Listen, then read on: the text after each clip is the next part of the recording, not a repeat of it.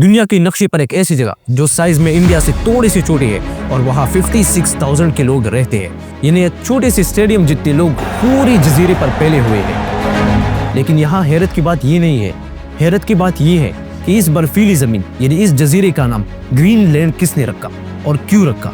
क्या ये दुनिया का सबसे पहला रियल एस्टेट स्कैम तो नहीं था?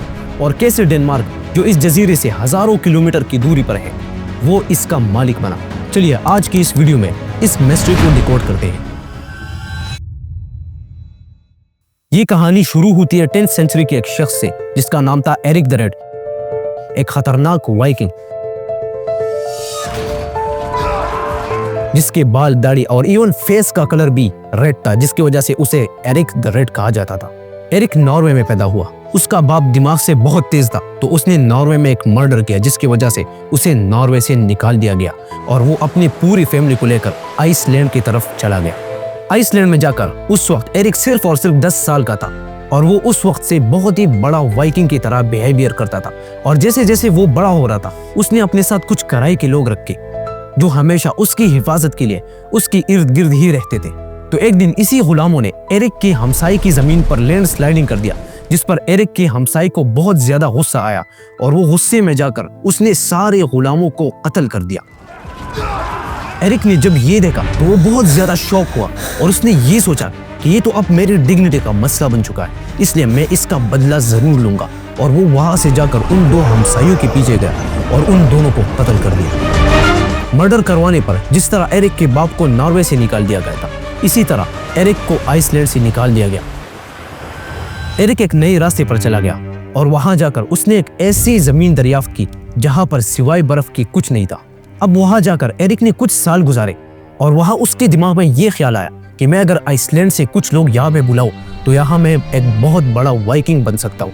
और उसने ऐसा ही किया। वहां जाकर उसने लोगों को ये नहीं बताया कि मैंने आइसलैंड की तरह एक और आइसलैंड दरियाफ्त किया है, बल्कि उसने ये कहा कि मैंने एक जजीरा दरियाफ्त किया है जिसका नाम होगा ग्रीनलैंड। ये शायद दुनिया का सबसे पहला मार्केटिंग स्टंट था, क्योंकि उसने लोगों को ये झूठ बोला कि ये जगह बहुत हरा भरा है और उसके इस झूठ में आकर वहां हजारों लोग बसने चले गए। वहां गिरजाएं बनाए, अपने घर बसाए और तकरीबन 500 साल तक वहां पर आबाद रहे। इससे पहले भी इंडिपेंडेंस वन और सकाक के लोग यहाँ पे आए थे।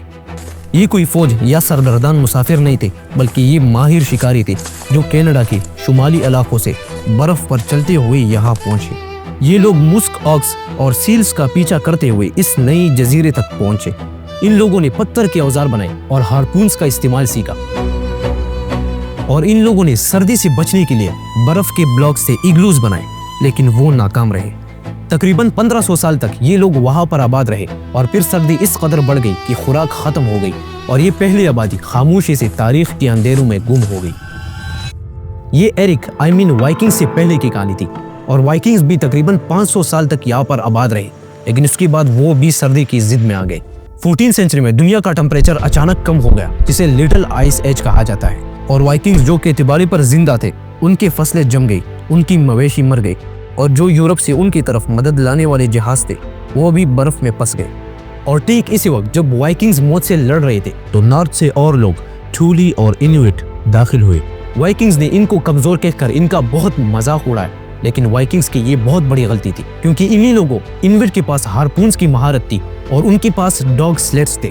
तो वाइकिंग्स इसी बदलते मौसम के साथ लड़कर सरवाइव नहीं कर सके, जबकि ये लोग इनुइट इन्होंने मौसम के साथ दोस्ती कर ली और ग्रीनलैंड पर आबाद रहे, जो यहाँ के असली वारिस बन गए। अब सवाल ये पैदा होता है कि डेनमार्क बीच में कहां से आ गया। 1721 में डेनमार्क के एक मिशनरी हैंस एच को ये ख्याल आया कि हमारे जो वाइकिंग्स भाई यहाँ पे आए थे उनका क्या हुआ, और वो उनको दरियाफ्त करने के लिए वहां से निकलकर ग्रीनलैंड चला गया। अब वहां जाकर उसको वाइकिंग्स तो नहीं मिले, लेकिन डेनमार्क को शायद ग्रीनलैंड जरूर मिल गया और डेनमार्क ने वहां अपना फ्लैग गाड़ दिया। और 1814 की नेपोलियन वॉर के बाद जब डेनमार्क और नॉर्वे के दरमियान सेपरेशन हुआ तो डेनमार्क ने एक बहुत ही स्मार्ट मूव किया। उसने ग्रीनलैंड को नॉर्वे को देने की बजाय अपने पास रखा और तब से लेकर आज तक टेक्निकली ग्रीनलैंड डेनमार्क की ही प्रॉपर्टी कहलाती है। लेकिन ये इतना सिंपल नहीं है जितना लगता है, क्योंकि स्टोरी में असल ट्विस्ट आता है 9 अप्रैल 1940 को, जब नाजी जर्मनी डेनमार्क पर हमला करके उसे कब्जा कर लेता है और डेनमार्क भी सरेंडर कर लेता है। तो डेनमार्क की इस प्रॉपर्टी ग्रीनलैंड का क्या?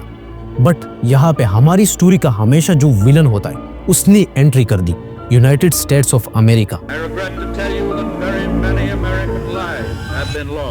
यूएस को ये डर था कि अगर एडोल्फ हिटलर ने ग्रीनलैंड पर एयरबेस बना लिया तो वो न्यूयॉर्क पर बहुत आसानी से बम गिरा सकता है और अमेरिका को अपने हाथों में ले सकता है।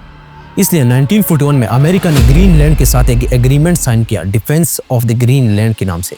अमेरिका ने वहां पर अपने बेसिस बनाए, जो इसी जंग में अमेरिका का बहुत बड़ा स्ट्रॉन्ग मूव था। इसके बाद जब जंग खत्म हुई और डेनमार्क आजाद हुआ तो अमेरिका ने ग्रीनलैंड से निकलने से इनकार कर दिया। इनफैक्ट अमेरिका ने 1946 में डेनमार्क को $100 मिलियन गोल्ड में ऑफर किया कि हम ग्रीनलैंड खरीदना चाहते हैं, लेकिन डेनमार्क ने साफ इनकार कर दिया। और ये ऑफर अमेरिका ने एक दफा नहीं बल्कि कई दफा दिया, लेकिन डेनमार्क ने बार बार इसको टुकरा दिया। आज के दौर में ग्रीनलैंड अमेरिका के लिए बहुत इंपॉर्टेंट है और अमेरिका ग्रीनलैंड को इसलिए चाहता है क्योंकि ग्रीनलैंड के नीचे दुनिया का सबसे बड़ा मिनरल्स है जो फ्यूचर में इलेक्ट्रिक कार्स और फाइटर जेट्स में लग सकते हैं। और इसके साथ जैसे जैसे बर्फ पिघल रहा है तो अटलांटिक ओशन में एक नया रास्ता खुल रहा है जो चाइना और यूरोप के दरमियान फासले को 9000 किलोमीटर तक कम कर सकेगा। और ग्रीनलैंड इसका टोल प्लाजा होगा जो अमेरिका की इकोनॉमी पर बहुत बड़ा असर करेगा। Subscribe to channel.